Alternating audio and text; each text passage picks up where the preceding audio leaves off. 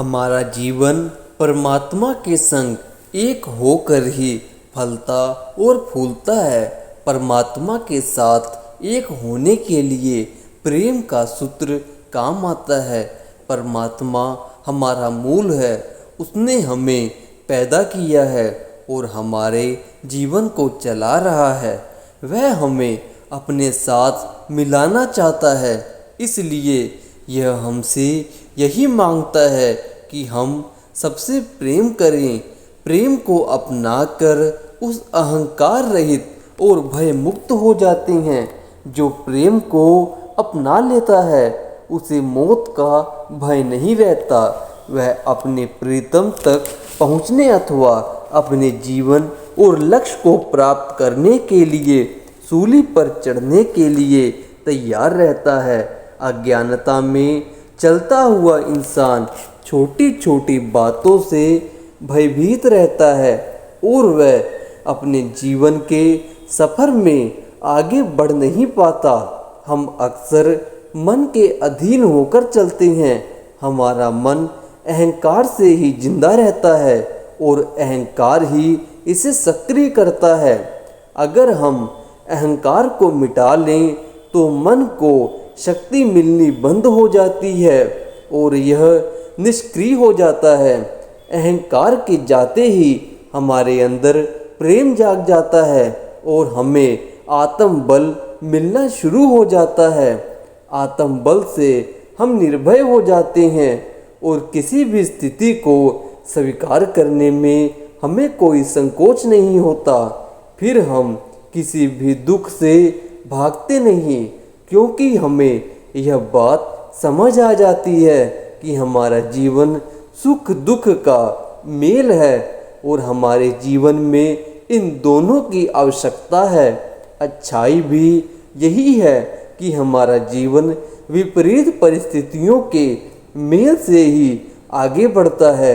जब हमारे रास्ते में कोई रुकावट आती है अथवा हमारे जीवन में कोई दुख आता है तो हमें इस पर विचार करने का अवसर मिलता है।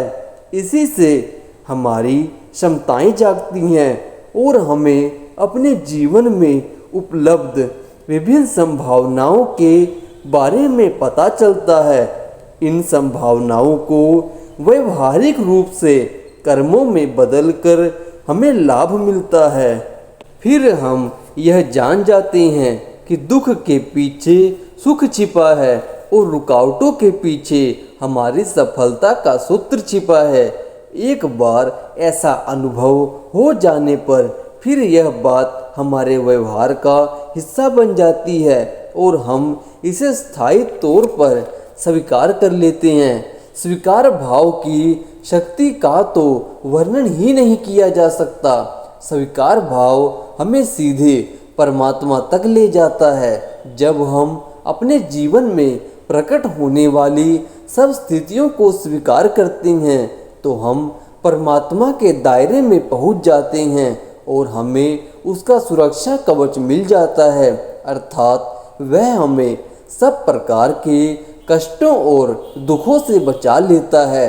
हमारा जीवन जैसा भी है वैसे ही चलता रहता है, परंतु हम इसमें प्रकट होने वाली विपरीत और प्रतिकूल परिस्थितियों से प्रभावित नहीं होते, बल्कि इन्हें अपनी जीवन यात्रा का अंग समझकर हम स्वीकार कर लेते हैं। स्वीकार भाव हमें आगे बढ़ने की शक्ति देता है।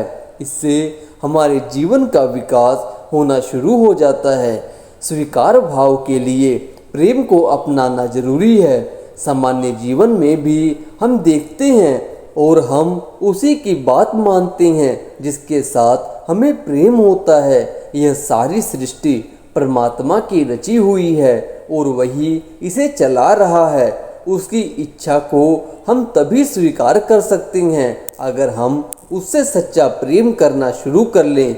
जब हम अपने जीवन में प्रेम को अपना लेते हैं और प्रेम के सही भाव को समझ लेते हैं तो फिर हमारे अंदर आत्म बल जाग जाता है। हमारी चेतना का तल ऊंचा हो जाता है। हम निर्भय हो जाते हैं और कोई भी स्थिति हमें विचलित नहीं करती। ऐसे में हम अपने लक्ष्य को ओर बढ़ने के लिए सब प्रकार के कष्ट सहने और उसके लिए तैयार रहते हैं। हमारे अंदर रुकावटों का पार करने व दुख सहने की शक्ति पैदा हो जाती है।